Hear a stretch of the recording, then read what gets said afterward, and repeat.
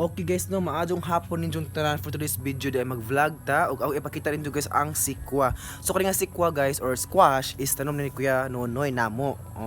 Diri sa payag. So kung kinsay ganahan mo palit or mo order, just PM na lang pud mi no.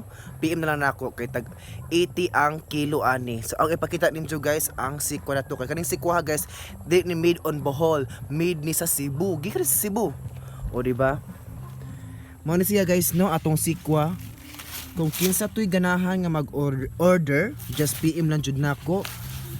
Kani sunod semana or sunod kuan, sakto-sakto na ni.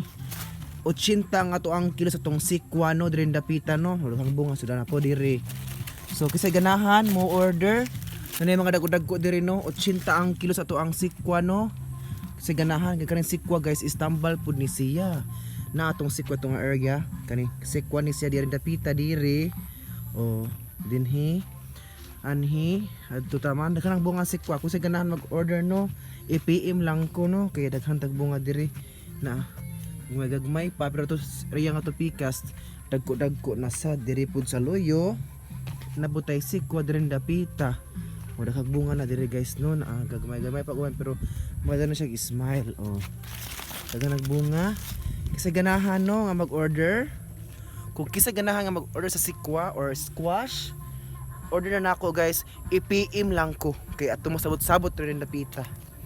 Og maura to daghang salamat og thank you amping kanunay.